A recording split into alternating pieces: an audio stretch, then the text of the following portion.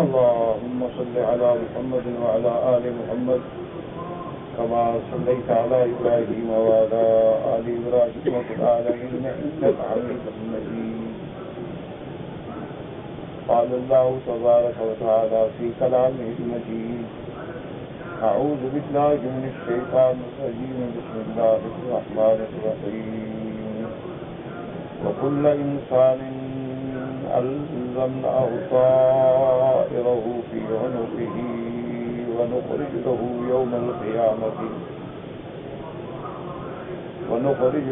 يوم القيامة كتابا يلقاه منشورا. اقرأ كتابك كفى بنفسك اليوم عليك حسيبا. قال المؤلف والمفسر رحمه الله تعالى: أدام النفع بعلومه وعلومكم في الدارين آمين. إلى أن قال: يقول تعالى بعد ذكر الزمان وذكر ما يقع فيه من أعمال بني آدم: وكل إنسان ألزمناه طائره في عنقه وطائره هو ما صار عنه من عمله، كما قال ابن عباس ومجاهد وغيرهما من خير وشر ويلزم به ويجازي عليه. فمن يعمل مثقال ذرة خيرا يره ومن يعمل مثقال ذرة شرا يره.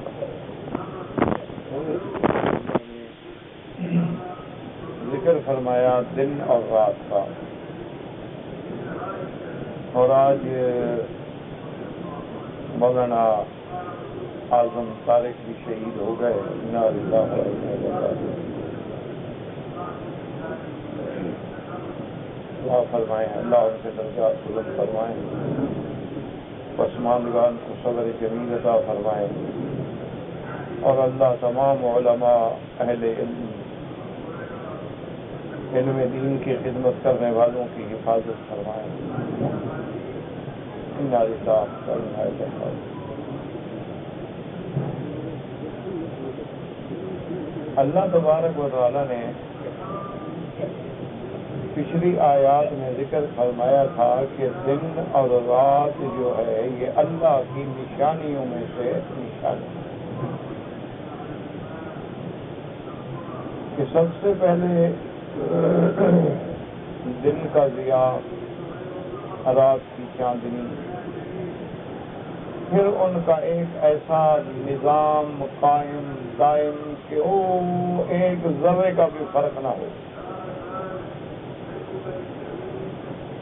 کہ دن گزر گیا، رات شروع ہو گئی، رات گزر گئی، دن شروع ہو گیا. تو دن مستقل اللہ کی نشانیوں میں ایک نشانی ہے، اور رات مستقل اللہ کی نشانیوں میں ایک نشانی ہے. اور پھر اس نظام کو اللہ نے قرآن میں کئی مقامات سے ذکر فرمایا ہے. کہیں فرماتے ہیں کہ یولج اللیل فی النہار ویولج النہار فی اللیل، کہ اللہ تبارک و تعالیٰ کبھی تو رات کو دن میں داخل کر دیتے ہیں. کیا مانا؟ دن بڑا ہو گیا، رات چھوٹی ہو گئی. اور کبھی بالعکس دن کو رات میں داخل کر دیتے ہیں، رات بڑی ہو گئی، دن چھوٹا ہو گیا. اور پھر اللہ نے دن جو ہے وہ ہمارے معاش کے لیے، کام کے لیے، عمل کے لیے بنایا، اور رات جو ہے وہ ہماری راحت، سکون، آرام کے لیے بنائی. اور یہ ایک ایسا نظام ہے کہ جس پہ تمام عالم، تمام مخلوق خود بخود کاربند ہے. اگر آج دنیا میں بڑے سے بڑا ملک بھی کسی ایک شہر کو روشن کرنا چاہے تو بجلی کا کتنا خرچ ہوگا؟ لیکن اس قدرت کا نظام دیکھیں کہ اس نے ایک سورج بنا دیا ہے اور ساری دنیا کو روشن کر رہا ہے۔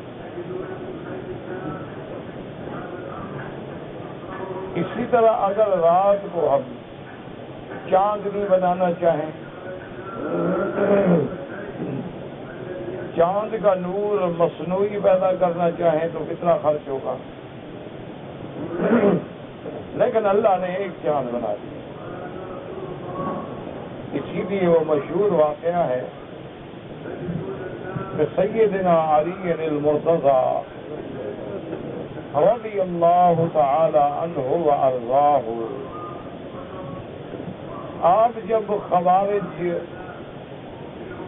جو ایک فرقہ ضالہ تھا ان کے مقابلے پہ جنگ کے لیے تشریف لے جا رہے تھے، تو ایک آدمی نے آ کے سیدنا علی کرم اللہ وجہہ کی خدمت میں کہا کہ حضرت مہربانی کریں، آپ نے جو جانے کا ٹائم مقرر فرمایا ہے اس ٹائم کو بدل دیں آپ۔ تو آپ نے فرمایا کہ کیوں بھائی؟ انہوں نے کہا وجہ یہ ہے کہ آج اس وقت جب آپ کی روانگی کا وقت ہوگا تو قمر جو ہے وہ برج عقرب میں ہوگا، اور اگر قمر جو ہے وہ برج عقرب میں ہو تو یہ بڑی منحوس علامت ہے، تو اس کا انجام یہ ہوگا کہ آپ کی فوج جو ہے وہ شکست کھا جائے گی۔ حضرت علی رضی اللہ تعالی عنہ مسکرائے اور فرمایا این قمر اعدائی، فرمایا کہ وہ بدبخت مجھے یہ بتاؤ کہ میرے دشمنوں کا چاند کہاں ہوگا۔ اب اس کے پاس کیا جواب ہے؟ انہوں نے کہا چاند تو ایک ہے، تو اگر میرا چاند اس وقت عقرب میں ہوگا تو دشمنوں کا بھی تو عقرب میں ہوگا، پھر برابر ہی ہو گئے، تو پھر اس میں کسی کی کمزوری کی کیا بات ہوئی؟ تو آپ نے فرمایا کہ چونکہ تم منجم ہو، تمہارا ایمان نجوم پہ ہے، لہذا تمہیں ابھی میں بند کر دیتا ہوں، جنگ سے واپسی پر تمہارا فیصلہ ہوگا۔ تو میرے کہنے کا مقصد یہ تھا کہ اللہ نے ایک ایسا نظام بنا دیا ہے کہ جعلنا اللیل لباسا وجعلنا النہار معاشا، کہ اللہ نے رات کو ہمارے لیے ایک پردہ بنا دیا۔ اب دیکھیں نا، آدمی دن کو سوتا ہے، دروازے بند کرو، کھڑکیاں بند کرو، کھڑکیوں کے آگے پردے کھینچ دو تاکہ اندھارا بنے، کچھ نیند آئے۔ تو اللہ نے ایسا نظام بنایا ہے کہ خود بخود رات آ گئی، رات چلی گئی، خود بخود دن آ گیا۔ تو اگر ہم زمانے پہ غور کریں، اس اختلاف لیل و نہار پہ غور کریں، تو لازماً سوچنا پڑے گا کہ ان کو بنانے والا، چلانے والی کوئی ذات ہے۔ بس جب یہ بات دماغ میں آ جائے تو ہم نے اللہ کی الوہیت کا اقرار کر لیا، اللہ تعالیٰ کی ذات کا اور وجود کا ہم نے اقرار کر لیا۔ یہ کہنا کہ یہ چیزیں خود بخود ہو جاتی ہیں، تو خود بخود یہ لگ یہاں نہیں جا سکتی، تو اتنا بڑا نظام خود بخود کیسے چل رہا ہے؟ یہ تو جاہلیت ہے نا، یہ تو بعض بے وقوف ہیں کہ حادثہ ہے، بعض کہتے ہیں اصل مادہ ہے، بعض کہتے ہیں یہ زمان قدیم ہے، بعض کہتے ہیں انسان قدیم ہے۔ یہ سارے فرق باطلہ ہیں، یہ محض عقل کے پیچھے دوڑنے والے بے وقوف ہیں، جن کو یہ بھی پتہ نہیں کہ جب ہم عقل کو اتنا بڑا حاکم مان رہے ہیں تو جو خالق عقل ہے اس کا کیا مقام ہوگا۔ اب اللہ نے فرمایا کہ دن رات تو ہو گئی،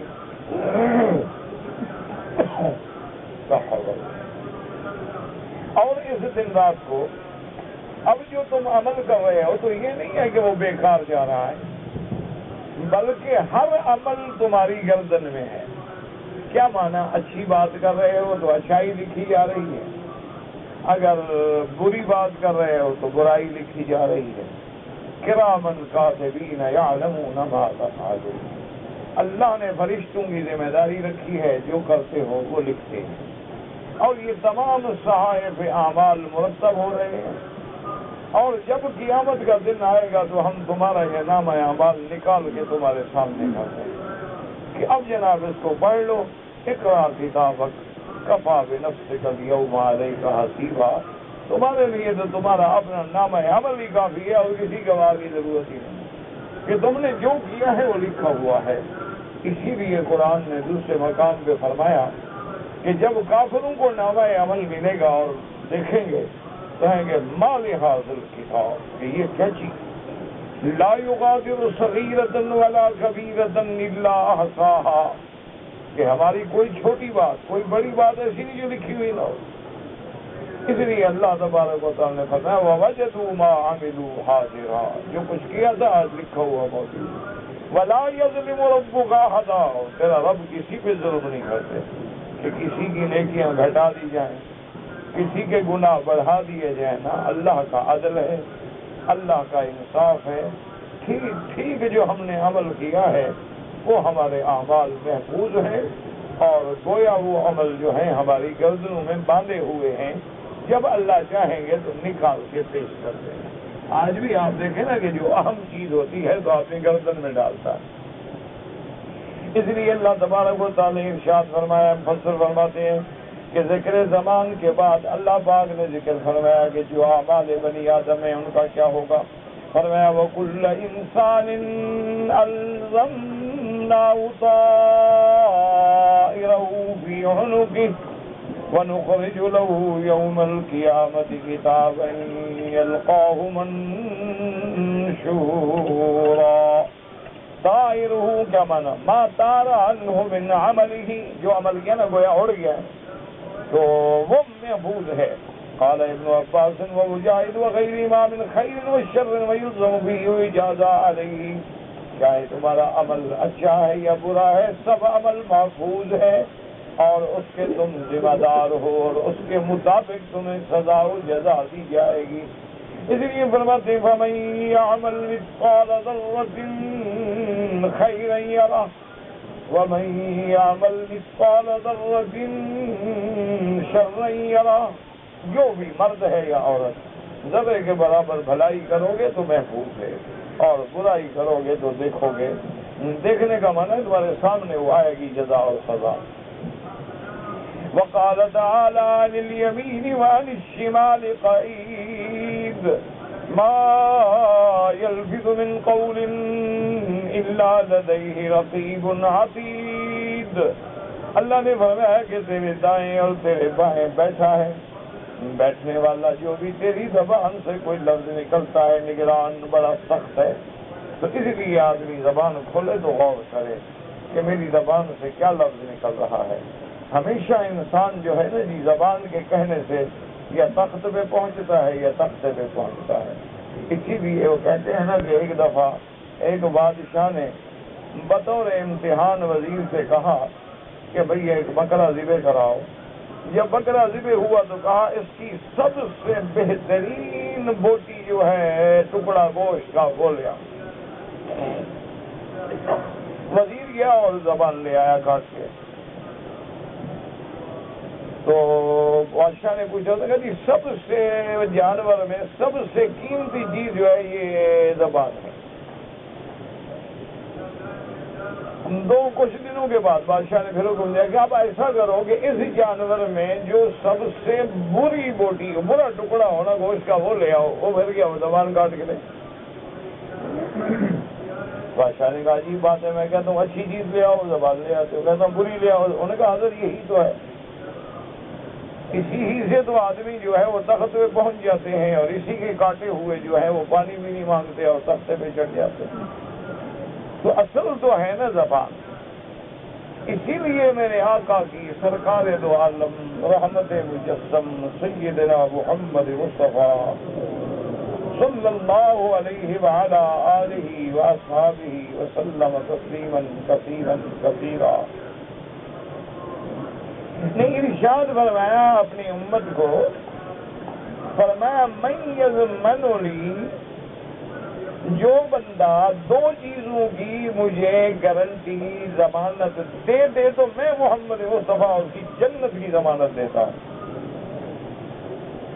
حضور پاک نے فرمایا کہ دو چیزیں ہیں انسان میں، ان کی ضمانت اگر کوئی بندہ مرد ہے عورت ہے کوئی ہے دے دے تو اس کی جنت کی محمد مصطفیٰ ضمانت دیتے ہیں۔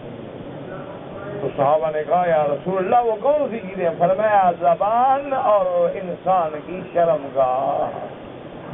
اگر ان دو کو تم محفوظ کر لو اور ضمانت دے دو تمہاری جنت کا محمد مصطفیٰ ضمانت دے۔ تو اس لیے انسان کا زبان جو ہے، اس لیے شریعت کا بھی حکم ہے کہ جب بات کرو تو اچھی بات کرو، وگرنہ چپ بیٹھے رہو تو اس پر بھی ثواب مرتب ہوگا۔ اس لیے حکم ہے کہ بلا وجہ جو ہوتا ہے نا اس کی بات اور اس کا گلہ اور اس کی غیبت اور اس کا قصہ اور اس کی کہانی اور جناب سیاسیات اور فلاں اور فلاں اور فلاں، اپنے اعمال تباہ ہو گئے اور آدمی نے اپنی زبان سے جہنم خرید لی۔ اس لیے حکم ہے کہ اپنی زبانوں کو قابو رکھو، اپنی شرمگاہوں کی حفاظت کرو۔ اس لیے اللہ نے فرمایا کہ میرے مومن بندے جو ہیں وہ اپنے حفاظت کرنے والے ہیں اپنے نفس کی۔ اس لیے فرماتے ہیں کہ عن الیمین وعن الشمال قعید ما یلفظ من قول الا لدیہ رقیب عتید وقال وإن عليكم لحافظين كراما كاتبين يعلمون ما تفعلون وقال إنما تجزون ما كنتم تعملون وقال ومن يعمل سوءا يجز به الآية والمقصود أن عمل ابن آدم محفوظ عليه قليله وكثيره يكتب عليه ليلا ونهارا صباحا ومساء۔ ان تمام آیتوں کا خلاصہ یہ ہے کہ تمہارا ہر عمل ہر لفظ لکھا جا رہا ہے، ہر عمل تمہارا نامہ اعمال میں لکھا جا رہا ہے۔ صبح بھی لکھنے والے ہیں، شام کو بھی لکھنے والے ہیں، اور پھر ان اعمال کو محفوظ کر دیا جاتا ہے۔ اچھا، اب پہلے جب یہ آیات پڑھتے تھے تو کیسے انسان کے لیے ایک مشکل بات ہوتی تھی کہ بھی وہ فرشتے کس چیز پہ لکھتے ہیں، اور اگر ایک بندے کی عمر 100 سال ہے تو 100 سال کے اعمال کس چیز پہ محفوظ رکھیں گے، وہ اعمال کیسے اوپر جاتے ہیں، وہ اعمال کیسے سدرۃ المنتہا پہ پہنچتے ہیں، وہ اعمال کیسے لوح محفوظ میں رکھے جائیں گے، وہ اعمال نامہ جو ہے جس پہ وہ لکھے ہوں گے وہ قیامت کے دن کیسے ظاہر ہوگا۔ تو اب جدید علوم نے اس بات کو آسان کر دیا ہے کہ اللہ کے قرآن نے جو 1400 سال پہلے بات بتلائی تھی وہ حق ہے کہ آج اگر تم اتنی مائکرو فلم میں 30 جلد کی کتابیں بند کر سکتے ہو، آپ اگر آج اتنی چھوٹی سی چپ میں سارے کتب خانے کی کتابوں کے نام درج کر سکتے ہو تو جو خالق ہے تمہارا بنانے والا اس کے لیے کیا مشکل ہے۔ اور اللہ تبارک و تعالیٰ چاہے تو تمہاری اس خلا میں یعنی اس فضا میں تمہاری ہر چیز محفوظ ہے، اور جب حکم دیں گے تو وہ چیز ظاہر ہو جائے گی۔ اس لیے اللہ تبارک و تعالیٰ نے جو فرمایا ہے، اسی لیے علماء کہتے ہیں کہ سائنس جوں جوں آگے بڑھے گی اللہ کے قرآن کی صداقت کی گواہ بنتی جائے گی، اللہ تبارک و تعالیٰ کے فرامین کی صداقت کی تائید ہوتی جائے گی کہ دیکھو یہ باتیں 1400 سال پہلے محمد مصطفیٰ صلی اللہ علیہ وسلم نے کیسے خبر دی ہے۔ آج دیکھیں دنیا میں بڑے بڑے ڈاکٹر مسلمان ہو رہے ہیں، دنیا میں بہت بڑے زرعی ماہرین مسلمان ہو رہے ہیں، دنیا میں بہت بڑے بڑے اسکالر مسلمان ہوتے ہیں۔ وہ کیوں؟ اس لیے وہ کہتے ہیں کہ حضور پاک نے جو قرآن میں خبر دی ہے، اور جب قرآن اترا ہے تو مکے میں تو کوئی سکول ہی نہیں تھا، کوئی مدرسہ ہی نہیں تھا، کوئی پڑھی لکھی قوم ہی نہیں تھی، کوئی ذرائع نہیں تھے، کوئی لیبارٹری نہیں تھی، تو یہ خبریں کیسے دی ہیں؟ معلوم ہوتا ہے وہ سچا ہے اور اس کا تعلق جو ہے وہ اللہ تعالیٰ کی ذات سے ہے۔ تو اس لیے ہمیشہ یاد رکھیں کہ یہ جتنے علوم حدیثہ ہیں، یہ جتنے علوم جدیدہ ہیں، اللہ کے قرآن کے مؤید ہیں، اللہ کے قرآن کی تصدیق کرنے والے ہیں۔ وقال الامام محمد حدثنا قتيبة قال حدثنا عبد الحي بن الزبير عن جابر سمعت رسول الله صلی اللہ علیہ وسلم یقول طائر کل انسان فی عنقه، یعنی ہر بندے کا طائر من عمل اس کی گردن کے اندر لپیٹ کے محفوظ ہے۔ قال ابن حیت یعنی ابطیل دواد القول من ابن حیت فی تفسیر هذا الحدیث غریب جدا۔ یہ اور چیز ہے، اصل ہے طیارہ، طیارہ جو ہے وہ تو ہے جو جاہلیت میں عادت تھی کہ جب وہ کسی کام کے لیے جاتے تو ایک پتھر اٹھا کے آگے پرندہ بیٹھا ہوتا نا اس کو ایسے مارتے، اگر وہ پرندہ ادھر اڑ گیا کہتے ہاں جی کامیاب کام ہو جائے گا، اور پرندہ ادھر بائیں اڑ گیا کہتے یہ کام نہیں ہوگا، اور پرندہ بیٹھا رہا نہیں اڑا کہتے بس 50% چانس ہے ہو جائے اور 50% چانس ہے کہ نہ ہو۔ یعنی دیکھو کہ انسان جب ترقی کرتا ہے تو اعلیٰ علیین میں پہنچ جاتا ہے، اور جب گر جاتا ہے تو کبے سے پوچھتا ہے کہ تم میرا حال بتاؤ، کبا ادھر اڑے تو کام ہو جاتا ہے اور ادھر اڑے تو نہیں ہوگا۔ تو جب انسان گرتا ہے نا نیچے، جب انسان قرآن و حدیث کو چھوڑ کے جاہل بنتا ہے تو جہالت کی حد یہ ہے، کبھی طوطے سے حال پوچھتا ہے، کبھی کبے سے حال پوچھتا ہے، کبھی جانوروں سے حال پوچھتا ہے، کبھی نجومیوں سے حال پوچھتا ہے، اور جب ترقی کرتا ہے تو اعلیٰ علیین پہ پہنچ جاتا ہے۔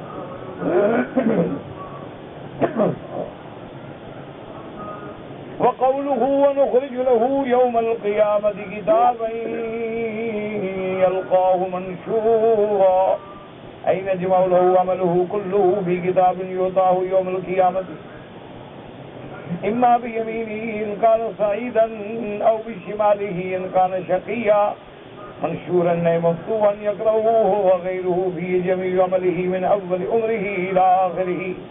اللہ نے فرمایا کہ ہم اس کے تمام عمل جو ہیں کتاب میں جمع کر رہے ہیں، اور قیامت والے دن سب کو نام عمل ملیں گے۔ اگر ایمان والا ہے سعید ہے تو دائیں ہاتھ میں ملے گا۔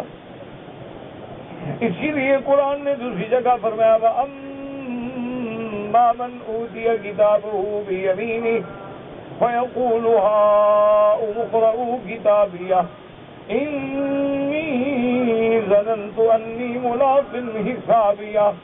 اللہ فرمائے کہ قیامت والے دن جب نام عمل دانے ہاتھ میں ملے گا تو خوش ہو کے کہے گا بھئی ادھر آؤ دیکھو میرا نام، دیکھو میرے نام عمل کو۔ ہاں مجھے یقین تھا میں نے اللہ کے دربار میں جانا ہے، دیکھو آج میں کامیاب ہو گیا۔ وَأَمَّا مَنْ أُوتِيَ كِتَابَهُ بِشِمَالِهِ فَيَقُولُ يَا لَيْتَنِي لَمْ أُوتَ كِتَابِيَهْ وَلَمْ أَدْرِ مَا حِسَابِيَهْ۔ اب جس کو بائیں ہاتھ میں ملے گا تو وہ چیخے گا، کہے گا ہائے مجھے نہ ملتا تو بہتر تھا، آج تو میرا سب کچھ برباد و تباہ ہو گیا ہے۔ تو نام اعمال ملیں گے، یا سعید ہوں گے یا شقی ہوں گے۔ دعا کریں گے اللہم اجعلنا من السعداء اللہم لا تجعلنا من الاشقیاء۔ یا اللہ ہمیں بھی اپنی رحمت سے ان لوگوں میں بنانا جن کو داہنے ہاتھ میں نام عمل ملے۔ اسی لیے قرآن کہتے ہیں اصحاب الیمین ما اصحاب الیمین، کہ داہنے ہاتھ والے سبحان اللہ کیا کہنا، فی جنات یتساءلون عن المجرمین، وہ تو اللہ کی جنتوں میں ہوں گے اللہ کی رحمت سے۔ اور کہیں قرآن کہتا ہے فَأَمَّا إِن كَانَ مِنَ الْمُقَرَّبِينَ فَرَوْحٌ وَرَيْحَانٌ وَجَنَّةُ نَعِيمٍ وَأَمَّا إِن كَانَ مِنْ أَصْحَابِ الْيَمِينِ فَسَلَامٌ لَكَ مِنْ أَصْحَابِ الْيَمِينِ وَأَمَّا إِن كَانَ مِنَ الْمُكَذِّبِينَ الضَّالِّينَ فَنُزُلٌ مِّنْ حَمِيمٍ وَتَصْلِيَةُ جَحِيمٍ۔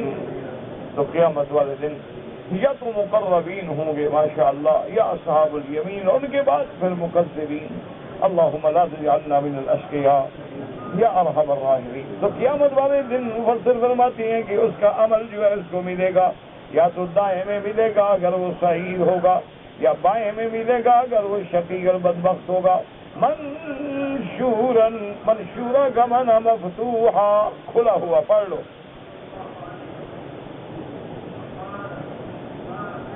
وہ خود بھی پڑھے گا اور دوسرے بھی پڑھیں گے۔ اور اس کے بعد فرماتے ہیں اس میں اول عمرہ الی آخری، اول سے لے کر آخر تک جو عمل کیے سب درج ہیں۔ ينبأ الإنسان يومئذ بما قدم وأخر بل الإنسان على نفسه بصيرة ولو ألقى معاذيره، اور جو آگے بھیجا جو پیچھے چھوڑا سب لکھا ہوا ہے۔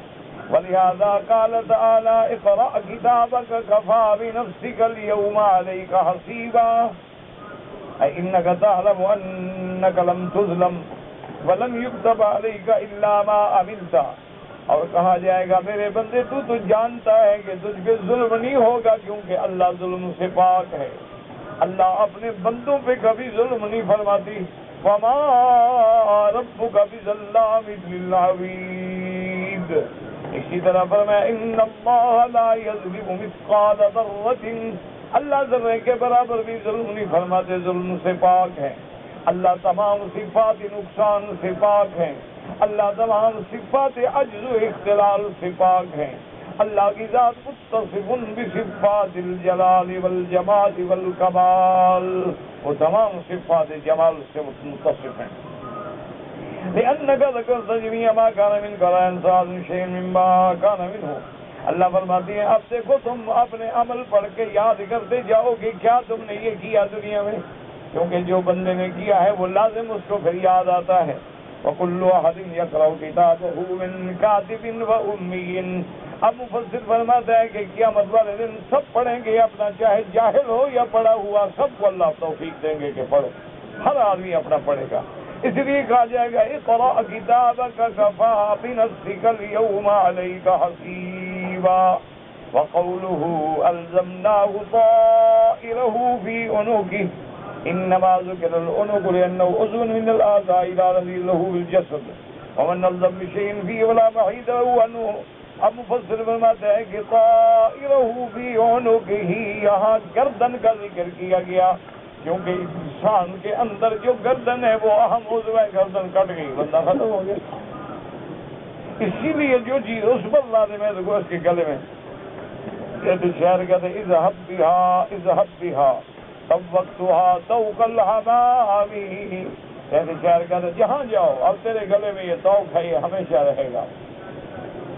قال قتادة عن جابر بن عبد الله عن النبي صلى الله عليه وسلم أنه قال لا دعاء ولا طيرة وكل إنسان ألزمناه طائره في عنقه۔ اللہ تبارک و تعالیٰ کے پیارے پیغمبر میرے آقا سیدنا محمد مصطفیٰ صلی اللہ علیہ وسلم نے فرمایا کہ لوگوں یہ ادوا تیرا نہیں ہوتا، جو کچھ اللہ نے لکھا ہے وہ تیری گردن میں لازم ہے۔ یہ جو تم کہتے ہو آنکھ پھڑک رہی ہے تو یہ ہوگا، کوا بول رہا ہے تو یہ ہوگا، ہاتھوں میں خارش ہے تو یہ ہوگا، اور پاؤں میں خارش ہے تو یہ سب تمہارے وہم ہیں، اوہام ہیں، جھوٹے خیالات ہیں۔ جو ان خیالات میں پڑ جائے وہ ہمیشہ پڑا رہتا ہے، جو ان باتوں کا خیال ہی نہ کرے کچھ بھی نہیں ہوتا، تو اس میں حقیقت کچھ بھی نہیں ہوتی۔ اور میرے آقا نے فرمایا کہ جس بندے کو یہ وہم ہو وہ یہ دعا سیکھ لے، اللہم لا طیر الا طیرک، لا خیر الا خیرک ولا الہ غیرک۔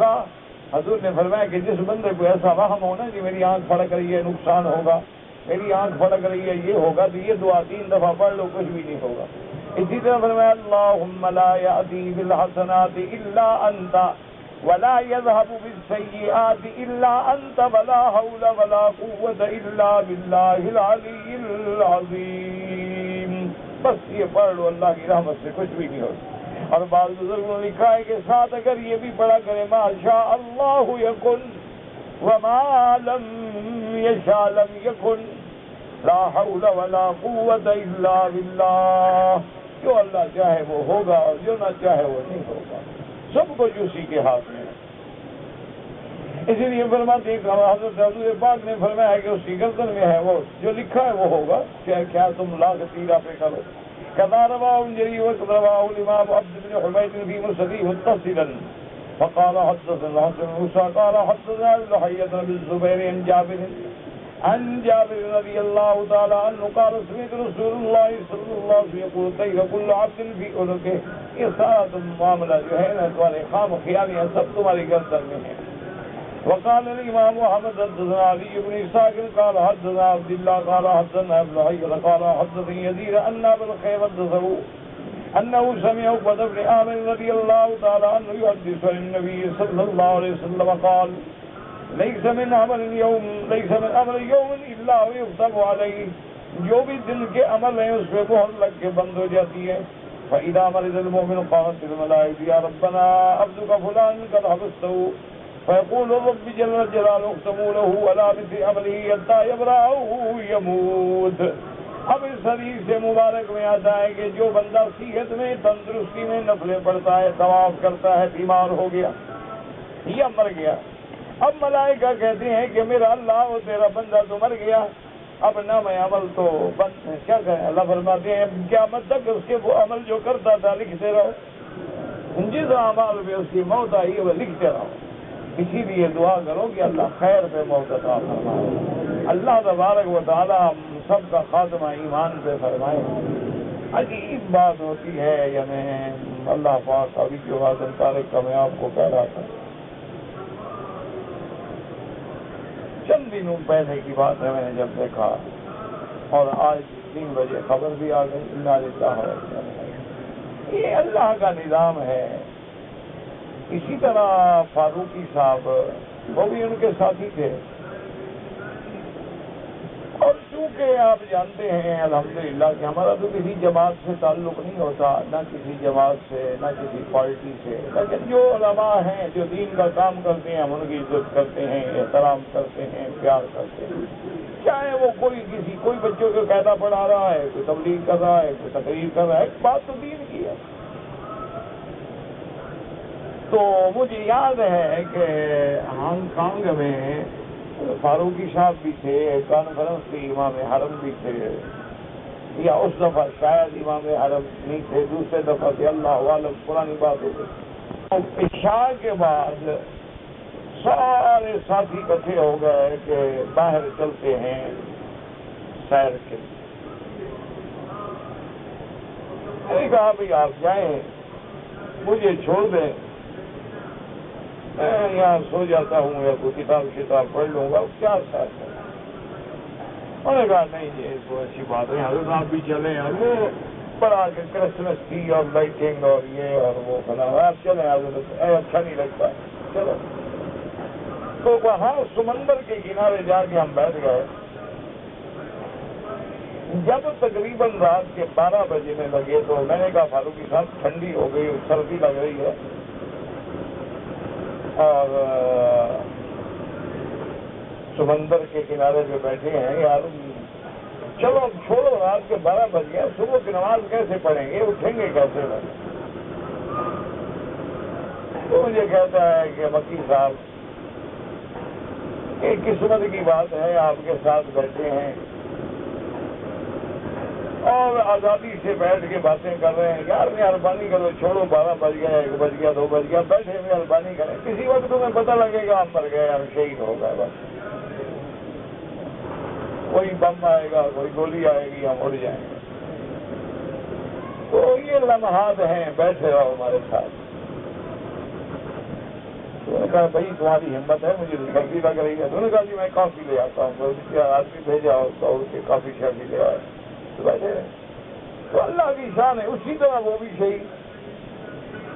ایک اللہ کا نظام ہے، اللہ تبارک و تعالیٰ سب سے کروڑوں رحمتیں فرمائے، اور اللہ تبارک و تعالیٰ ظالموں سے خود بدلہ لے۔ بندے کیا بدلہ لیں گے، چھوڑے بندوں کے پاس ہے کیا، وہ تو خود مجبور و مقہور ہیں، وہ کیا کریں گے۔ اللہ تبارک و تعالیٰ رحمت فرمائے۔ بس آدمی دیکھتا ہے کہ چند دن پہ 4 دن قبل ایک آدمی سے بات ہو رہی ہے، اور آج فون آ جائے تو اثر تو ہوتا ہے، بندہ ہے آتا ہے بات ہوتا ہے۔ بہرحال ہم دعا ہی کر سکتے ہیں، اور کیا کر سکتے ہیں۔ اسنادہ جید قوی ولم يخرج وقال واما بن قتادة انزلناه طائره في عنقه قال حمله ونخرج له يوم القيامة كتابا يلقاه منشورا قال محمد الحسن رضي من الشمال يا ابن آدم بسطت لك صحيفتك وبكل بك ملكان كريمان أحدهما عن يمينك والآخر عن شمالك۔ اللہ اکبر۔ اللہ فرماتے ہیں کہ اے ابن آدم تیرا نام عمل کھلا ہوا ہے، اور بڑے عزت والے فرشتے لکھ رہے ہیں، اب تمہاری مرضی۔ وَأَمَّا الَّذِي عَنْ يَمِينِكَ فَيَحْفَظُ حَسَنَاتِكَ، جو تیرے دائیں طرف ہے وہ تیری نیکیوں کی محفوظ کر رہا ہے۔ فَأَمَّا الَّذِي عَنْ شِمَالِكَ فَيَحْفَظُ سَيِّئَاتِكَ، اور جو تیرے بائیں طرف ہے وہ تیرے برے عمل لکھ رہا ہے. فَعْمَلْ مَا شِئْتَ أَقْلِلْ أَوْ أَكْثِرْ، اب جو تیری مرضی آئے کر، نیکی بھی ادا کر یا برائی بھی ادا کر. حَتَّى إِذَا مِتَّ تَبِيَتْ صَحِيفَتُكَ وَجَعَلَتْ فِي عُنُقِكَ مَعَكَ فِي قَبْرِكَ، اور جب تم مر جاؤ گے تو تیرے صحیفے کو بند کر کے تیری گردن میں لٹکا دیا جائے گا قبر میں. حَتَّى تُخْرَجُ يَوْمَ الْقِيَامَةِ كِتَابًا تَلْقَاهُ مَنشُورًا، اور جب قیامت کے دن میدان حشر میں آؤ گے تو وہ کھلی کتاب تجھے مل جائے گی اور حکم ہوگا اقرأ کتابک کفی بنفسک اليوم علیک حسیبا فقد عدل واللہ من جعلک حسیب نفسک. هذا من احسن کلام الحسن رحمہ اللہ. اب مفسر فرماتی ہیں کہ حضرت حسن بصری نے فرمایا فقد عدل واللہ، اللہ نے عدل کیا کہ تجھے خود حاکم بنایا کہ اپنے نام عمل پڑھو اور خود فیصلہ کرو کہ اب تم جنت کے حقدار ہو یا جہنم کے حقدار ہو. تو مفسر فرماتے ہیں کہ حضرت حسن بصری رحمۃ اللہ علیہ کی یہ کلام جو ہے بڑی عظیم ہے، بڑی جامع ہے. اللہ تبارک و تعالی ہم سب کو وہ ادا میں شامل فرمائیں اور اللہ اعظم تارک پہ کروڑوں رحمتیں نازل فرمائیں. کہتے ہیں جی کہ اگر عمرے کے بعد جب آدمی طواف کر لے، صفا مروہ دوڑ لے، اس کے بعد کہتے ہیں کہ میری بیوی نے اپنے اور میری والدہ کے بال خود کاٹے ہیں، بالکل ٹھیک ہے، کوئی بات نہیں. مرد ہو یا عورت ہو، مسئلہ سمجھ لو کہ جب تم نے طواف کر لیا، صفا مروہ دوڑ لیا، بال منڈوا دو، چاہے خود اپنے ہاتھ سے صاف کر دو، چاہے دکان سے صاف کر دو، چاہے عورت اپنے بال خود کاٹ لے اور دوسری عورت ایک دوسرے کے کاٹ لے، ہم میاں بیوی آپس میں کاٹ لیں، کوئی بات نہیں.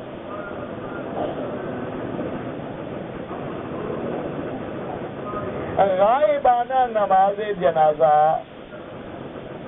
امام ابو حنیفہ رحمۃ اللہ علیہ کے نزدیک جائز نہیں ہے. امام احمد بن حنبل رحمۃ اللہ علیہ اور امام شافعی رحمۃ اللہ علیہ کے نزدیک غائبانہ نماز جنازہ جائز. ان دونوں اماموں کی دلیل یہ ہے کہ جب بادشاہ نجاشی حبشہ میں فوت ہو گئے، حضور صلی اللہ علیہ وسلم نے صحابہ کو خبر دی کہ مات اخوکم النجاشی، تم لوگوں کا اسلام کا بھائی نجاشی فوت ہو گیا ہے تو صلو علیہ، اس پہ نماز پڑھو، اور حضور نے غائبانہ جنازہ پڑھایا. تو لہذا امام احمد بن حنبل رحمۃ اللہ علیہ اور امام شافعی رحمۃ اللہ علیہ فرماتے ہیں کہ جب حضور نے غائبانہ جنازہ پڑھا ہے تو غائبانہ جنازہ جائز. امام ابو حنیفہ رحمۃ اللہ علیہ فرماتے ہیں کہ یہ حضور کا معجزہ تھا. اللہ نے نجاشی کے بارے میں بطور خاص خبر دی تھی، اور نجاشی جو ہے وہ محسن تھا، اسلام کا، صحابہ کا اور محمد مصطفیٰ تھا. تو اللہ نے اس کے جنازے کو حضور کے سامنے کر دیا، اس لیے حضور نے غائبانہ جنازہ پڑھا. ورنہ حضور کے بڑے بڑے صحابہ جنگوں میں شہید ہو گئے، ان کا غائبانہ جنازہ حضور نے کیوں نہیں پڑھا؟ حالانکہ ان کا مقام اور مرتبہ جو ہے وہ تو نجاشی سے کروڑ درجے دیا تھا. اور اسی طرح ایک بڑی عورت تھی جو مسجد نبوی میں آ کے بیچاری جھاڑو واڑو کر کے صفائی کرتی تھی، وہ بیمار ہو گئی. حضور نے فرمایا وہ بوڑھی نظر نہیں آئی. انہوں نے کہا حضور وہ تو بیمار ہے. تو آپ نے فرمایا کہ اگر وہ مر جائے تو مجھے خبر دو، میں اس کا جنازہ پڑھوں گا. اتفاق کی بات ہے وہ بیچاری رات کو فوت ہو گئی تو صحابہ نے مشورہ کیا تو حضور کو جگائیں، خبر دیں. تو تکلیف دینے کی کیا ضرورت ہے، حضور دعا کر لیں گے. تو انہوں نے جنازہ پڑھ کے جنت البقیع میں دفن کر دیا. دوسرے دن حضور نے پوچھا کہ بھئی وہ بوڑھی نظر نہیں آئی. انہوں نے کہا حضور وہ تو رات فوت ہو گئی.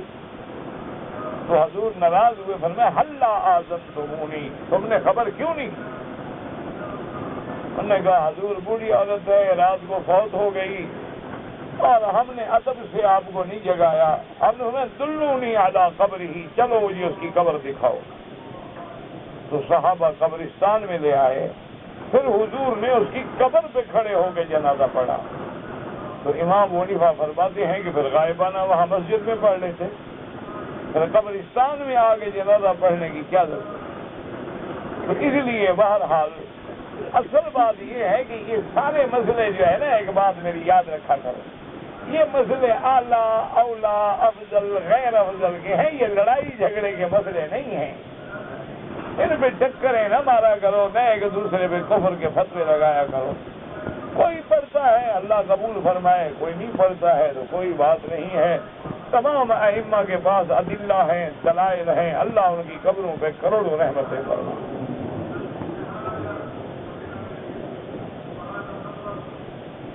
کہتے جی کہ کعبۃ اللہ کے جب ہم طواف کریں تو 7 چکر لگانے کے بعد 2 رکعت پڑھنی ہے۔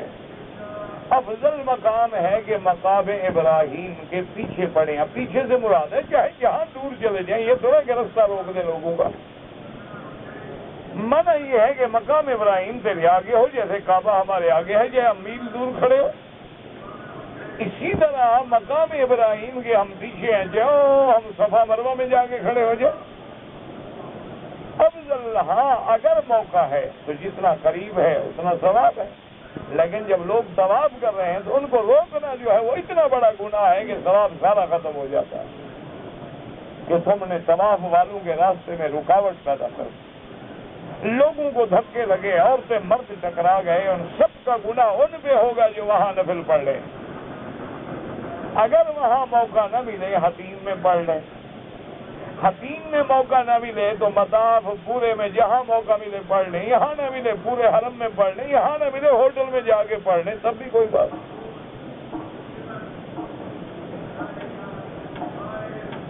اگر ہم نے مکہ مکرمہ میں رہنے کے بعد عمرہ کرنا ہو تو احرام کہاں سے باندھیں گے؟ خط حرم سے باہر جاؤ گے، یا مسجد عائشہ یا جیرانہ یا عرفات یا جدہ، باہر نکل کے جائیں، احرام باندھ کے آئیں۔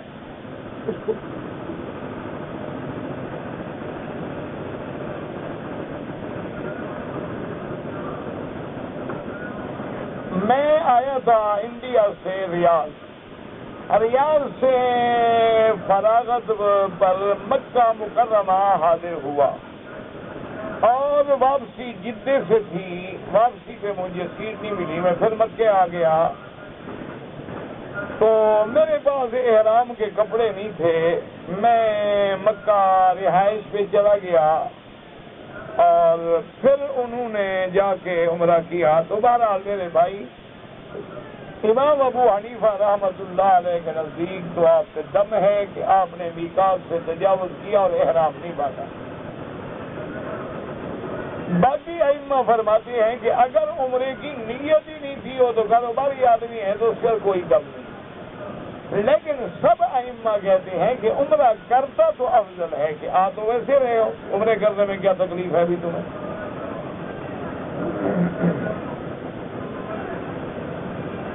اگر ایک آدمی انڈیا سے آئے ہیں اور طائف جانا چاہتے ہیں تو ان کو بھی واپسی سے طائف میقات ہے، وہاں سے احرام باندھ کے آئیں، اور آپ کو ایک میقات کا عمرہ مل جائے گا۔ اس سے بڑی کوئی نیکی ہے، کوئی سعادت ہے دنیا میں؟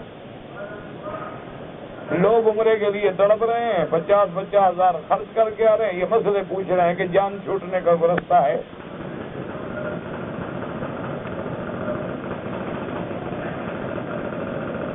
کہتے جی کہ قبلہ شریف کی طرف پاؤں کرنا کیسا ہے؟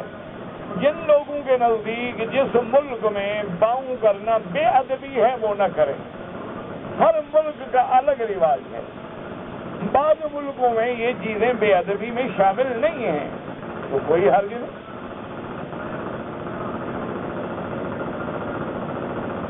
کہتے کہ جی داڑھی رکھنے کے بعد ایک مشت داڑھی رکھیں، اور بالکل گول بنائیں، حجامت بنوائیں، خوبصورت بنائیں، اس کو تیل لگائیں تاکہ خوبصورتی ہو، داڑھی کو دیکھ کے دوسروں کو نفرت پیدا نہ ہو، دوسروں کو محبت پیدا ہو۔ حضور نے فرمایا کہ سر کے بال رکھو یا داڑھی رکھو تو پھر اس کا حق ادا کرو، بالوں میں تیل لگاؤ، بالوں کو صاف رکھو، بالوں کو کنگھی دو، تاکہ تمہاری داڑھی جو ہے وہ تمہاری عزت کا، تمہاری زینت کا، تمہارے وقار کا ذریعہ بنے۔ کیونکہ عرب میں ایک محاورہ ہے، وہ کہتے ہیں کہ زینت الجبال اللحا وزینت الرجال اللحا وزینت النساء الحیا۔ وہ کہتے ہیں کہ اللہ نے پہاڑوں کی زینت بنایا ہے سبزہ کو، کہ جن پہاڑوں پہ سبزہ ہوتا ہے نا تو لوگ زیارت کرنے، سیر کرنے جاتے ہیں کہ جی بڑا سرسبز پہاڑ ہے، اور مردوں کی عزت اور وقار ہے داڑھی میں، اور عورت کی زینت ہے حیا میں۔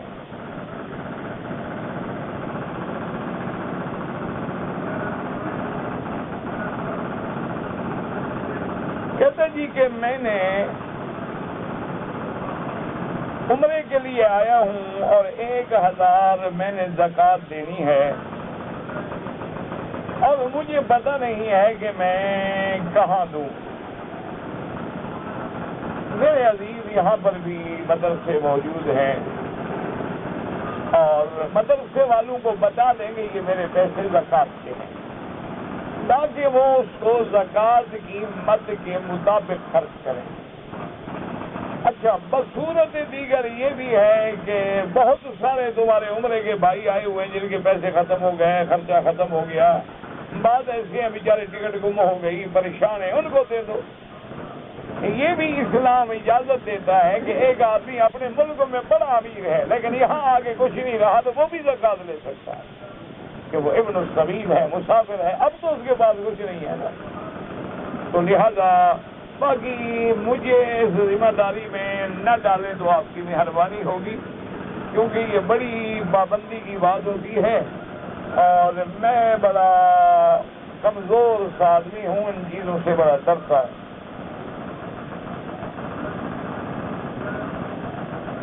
اگر ایک آدمی کے پاس زمین ہے تو زمین سے جو آبادی نکلے گی اس سے عشر دیں گے یا 20واں حصہ دیں گے۔ اگر اس کے پاس گائے ہیں اور زیادہ ہیں تو پھر ان کی بھی زکوٰۃ دینی ہوگی، اگر 1 2 4 تو کوئی بات نہیں۔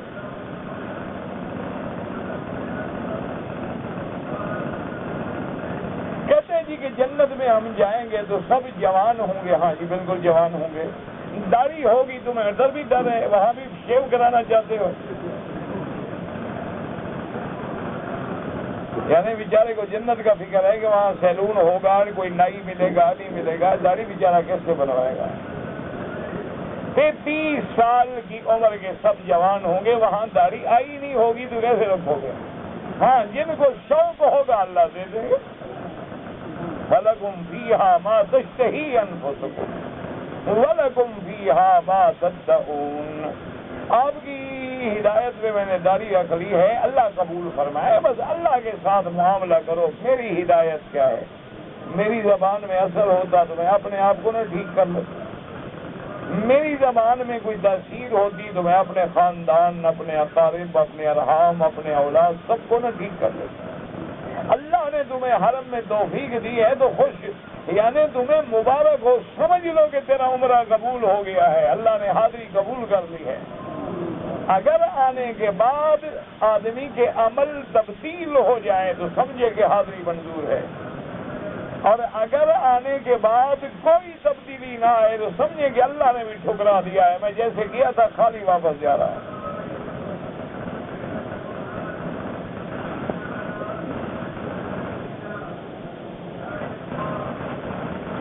کہتے ہیں جی کہ مسجد الحرام میں ایک نماز کا 1 لاکھ، مسجد نبوی میں ایک نماز پہ 1000 یا 50,000، لیکن جو تبلیغ پہ نکلتے ہیں تو ان کو 49 کروڑ۔ تو تبلیغ تو نبی کا فریضہ ہے، وہ تو فرض انبیاء ہے، وہ تو وظیفہ نبوت ہے۔ اللہ نے اپنے نبی کو حکم دیا ہے کہ بلغ ما انزل الیک من ربک، اللہ کے نبی نے ہمیں حکم دیا ہے کہ بلغوا عنی ولو آیۃ، اگر تمہیں ایک آیت کا ترجمہ آتا ہے تو آگے تبلیغ کرو، آگے دین پہنچاؤ۔ تو سیدھی سی بات ہے کہ جب دین، اور اگر دین نہ سیکھو گے تو نماز کون پڑھے گا؟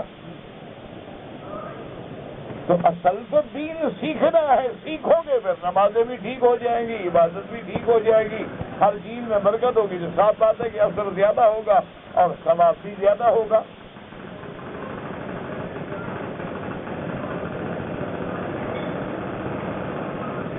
کہتے ہیں جی کہ بیوی کے حق المہر میں نے جائیداد لکھ دی، مثلا نے ایک مکان لکھ دیا، اب مکان کا کرایہ کس کا ہے؟ بیوی کا ہے اور کس کا ہے؟ مکان تم نے اس کو لکھ دیا، کرایہ خود کھا جاؤ گے؟ اچھی بات ہے بھائی جب حق المہر ہے تو وہ اس کا ملک ہے، اب اس سے جو آمدنی آئے، کرایہ آئے، مثلا تم نے مکان جب دیا قیمت 1 لاکھ تھی، اب 50 لاکھ ہو گیا، وہ بھی بیوی کا ہے۔ اب وہ ذرا آمدنی زیادہ ہو گئی ہوگی نا تو نیت گڑبڑ ہو رہی ہے۔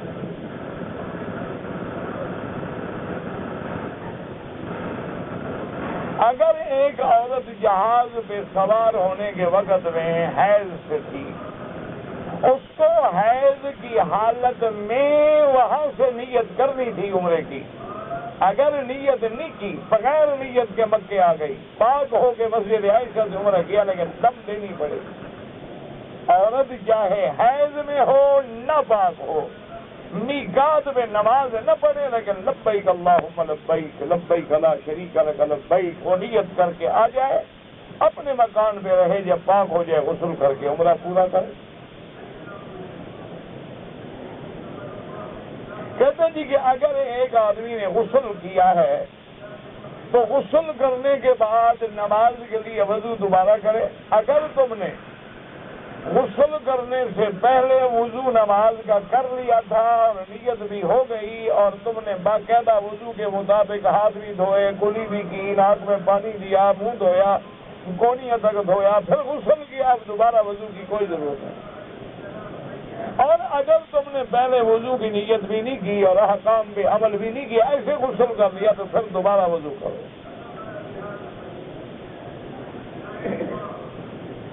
کفر کے خلاف جہاد ضروری ہے لیکن جہاد کے احکام ہیں، جہاد کے شرائط ہیں، جیسے نماز کے شرائط ہیں، جیسے زکوٰۃ کے شرائط ہیں، جیسے روزے کے فرائض اور احکام ہیں، اسی طرح جہاد کے بھی احکام ہیں۔ یہ جہاد نہیں ہوتا کہ ہر بندہ ڈنڈا لے کے بھاگ پڑے اور فتنہ شروع کر دے۔ جہاد کے لیے ضرورت ہے کہ امیر المومنین ہو، خلیفۃ المسلمین ہو، وہ باقاعدہ حکم کریں، وہ باقاعدہ فیصلہ کریں۔ پھر یہ بھی دیکھنا پڑے گا کہ ان یکم منکم 20 صابرون یغلبوا 200، اور اس کے بعد اللہ نے فرمایا ان یکم منکم 1000 یغلبوا 2000، کہ 1000 2 کا مقابلہ کر سکتا ہے، 1000 2 لاکھ کا مقابلہ تو نہیں کر سکتا۔ یہ سارے شرائط دیکھنے پڑتے ہیں۔ یہ جہاد نہیں ہوتا کہ ہر بندہ ڈنڈا لے اور دوڑ پڑے۔ اور یہودی کافر ان سے ڈرتے نہیں، اپنے مسلمانوں کو مار دیتے ہیں۔ انا للہ و انا الیہ راجعون۔ کہتے جی کہ مسلمانوں کو ٹی وی چینل کا مقابلہ کرنا چاہیے، تو آپ کریں نا، یہ سارے کام مولوی مکی نے تو نہیں کر رہے ہیں۔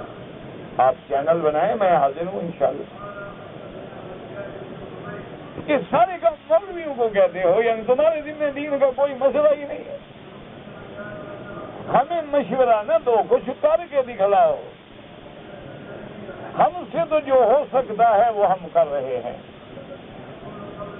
ہمارے بساط میں جو ہے درس ہے، تقریر ہے، یعنی آپ یقین کریں، آج میں نے جب خبر سنی طارق صاحب اعظم کی تو سچی بات ہے میری ہمت نہیں تھی کہ میں درس دوں۔ اچھا، خدا کی شان ہے کہ این اسی وقت میری اپنی بچی کو فون آیا کہ جی وہ بچی بڑی اس کو کچھ ہو گیا ہے۔ عجیب بات ہے، وہ فوراً ٹرینر کھاتا ہے، دیکھو بھی پتہ کرو کیا ہے، بلڈ پریشر لو ہوا، پتہ نہیں کیا ہوا بیچاری کا۔ تو یعنی ان حالات کے باوجود بھی پھر میں نے سوچا کہ ابھی اگر درس نہ دو گے تو کیا کرو گے؟ آخر تم کیا کر سکتے ہو؟ خدا کے کعبے میں جاؤ گے، قرآن پڑھو گے، پتہ نہیں اللہ کو رحم آ جائے، وہی وہ دعائیں کر کے ہمارے مشکلیں حل کر دے۔ تو ہمارے بس میں جو ہے ہم تو کر رہے ہیں. تم ہمیں مشورے دیتے ہو ٹی وی چینل بنا دو اور جناب یوں بات ہو اور یوں نہ ہو تو تم خود شروع ہو جاؤ.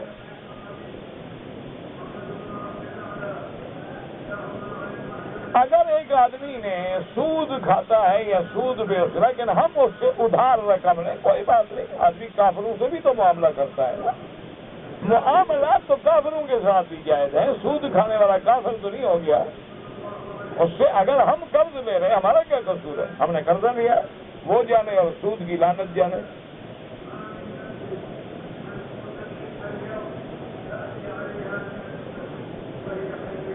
کہتے جی میرا بھائی عمرے پہ آیا تھا, اس نے مجھے پیسے دیے تھے کہ یہاں غریبوں کو دے دینا. وہ تو یہاں غریبوں کو دے دو, جو اس نے کہا ہے اس کے مطابق عمل کرو, اپنے ملک میں نہ بھیجو.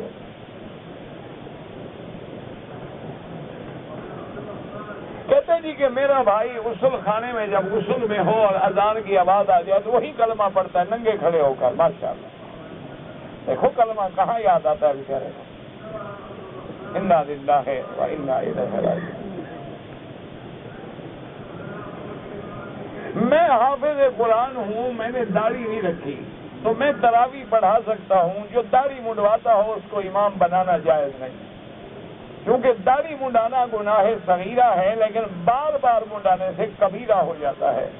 اور جب کبیرہ ہو جائے تو وہ آدمی فاسق ہو جاتا ہے, اور فاسق امام نہیں بن سکتا, نہ امام نہ مؤذن.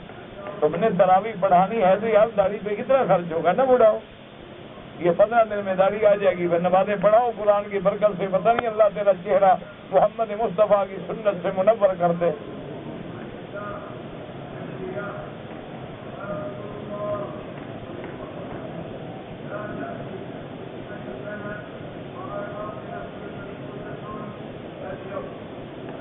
اگر ایک بھائی اپنی بیٹی کا رشتہ دوسرے بھائی کے لڑکے کو دینا چاہے وہ نہ لے, کوئی بات نہیں, کوئی جھگڑے کی بات. تم کسی اور جگہ کر دو, وہ کسی اور جگہ کر دے, جھگڑا کیا ہے؟ کوئی جھگڑا نہیں ہے. تو ہمارے یہاں ہوتی ہے, ہمارے بلوچ پاگل ہوتے ہیں کہ آپس میں بھائی نے رشتہ نہیں کیا, ناک کاٹ دی. بیوقوفی کی بات ہے. جہاں اللہ نے لکھا ہے رشتہ وہاں ہو جائے, کوئی جھگڑا نہ کرو.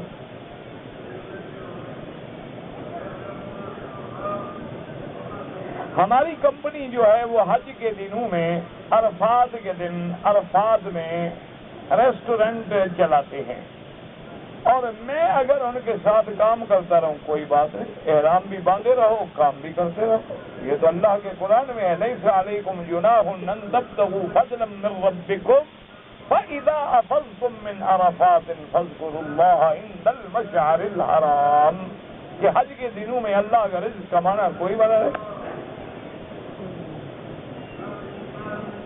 احرام میں رہو, کام بھی کرتے رہو, کوئی مسئلہ نہیں.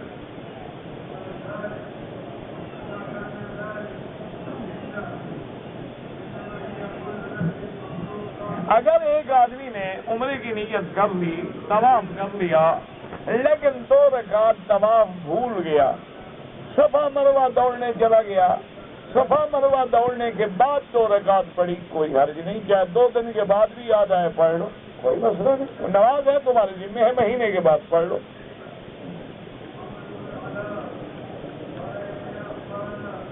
مسجد نبوی میں 40 نمازیں پڑھنا فضیلت ہے, ضروری نہیں. اللہ توفیق دے تو 40,000 نمازیں خدا نصیب کرے. اور اگر کوئی آدمی ایک نماز بھی نہ پڑھے, حاضری دے کے آ جائے, کوئی بات نہیں, کوئی مسئلہ نہیں. کہتے جی کہ چھوٹے عمرے اور بڑے عمرے میں کیا فرق ہے؟ کوئی فرق نہیں. صرف اس لیے کہتے ہیں کہ جہرانہ سے خود میرے آقا نے عمرہ کیا ہے, اور مسجد عائشہ سے بی عائشہ نے عمرہ کیا. اپنا تو عمرہ ہے, وہاں سے کریں, وہاں سے کریں.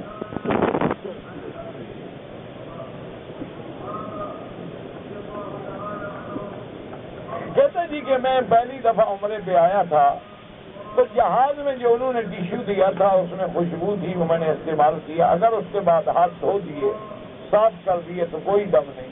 اگر اچھی طرح دونوں ہاتھوں پہ خوشبو لگا دی تو دم پڑ گئی. نہیں, آپ لوگ جو آتے ہیں آپ اپنی جو آپ کی ہے نا جی ایئر لائن، میں نے پچھلے دفعہ کہا تھا تو میرے کہنے پہ بہت سارے دوستوں نے، اللہ ان کو جزائے خیر دے، انہوں نے اخبارات میں بھی لکھا اور کالم بھی لکھے، اور اللہ ان کو جزائے خیر دے کہ انہوں نے ایک فقیر کی آواز کو اتنی اہمیت دی، لیکن وہ ڈس سے مسی نہیں ہوئے، ان کو کچھ بھی نہیں ہوا۔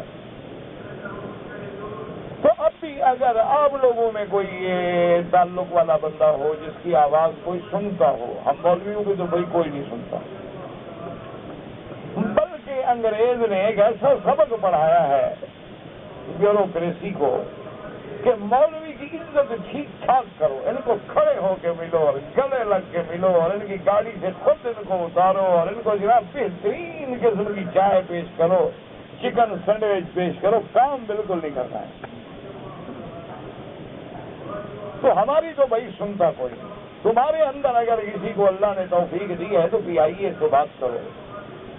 اور دوسری لائنوں کو بھی خط لکھو کہ جو جہاز حاجیوں کے ہیں یا عمرے والوں کے ہیں ان میں پرفیوم والے ٹیشو اور جو آفٹر شیو لوشن ووشن نہ رکھیں جہاز میں، تاکہ لوگوں کا احرام خراب نہ ہو۔ ایک معمولی بات ہے، ان کو فائدہ ہوگا، پیسہ بچے گا، گھاٹا تو نہیں ہوگا نا۔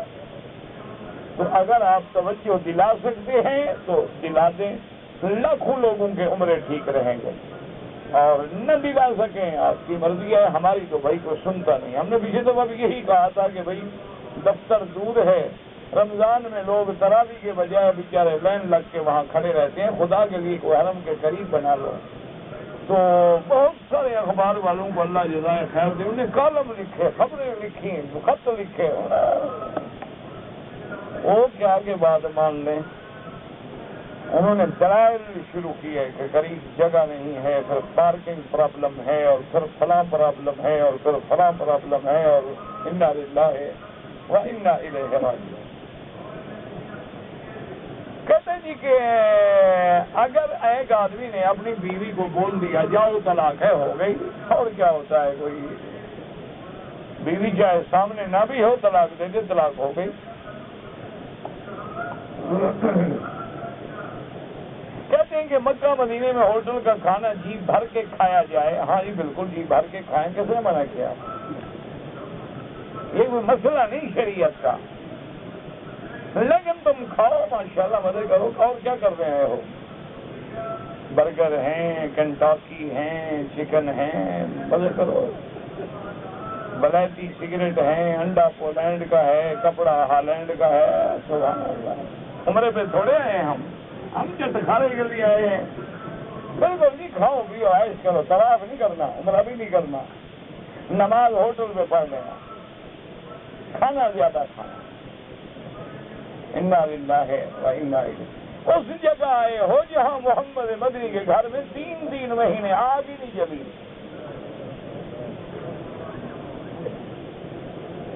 اس مقام پہ کھڑے ہو، حضرت ابو ہریرہ فرماتے ہیں کہ میں بھوک سے بڑا ہوتا تھا تو لوگ میری قبر پہ پاؤں رکھ کے گزر جاتے تھے، وہ سمجھتے تھے پاگل ہو گیا ہے، تو علاج تھا علاج تھا علاج تھا علاج تھا علاج تھا علاج تھا علاج تھا علاج تھا علاج تھا علاج تھا علاج تھا علاج تھا علاج تھا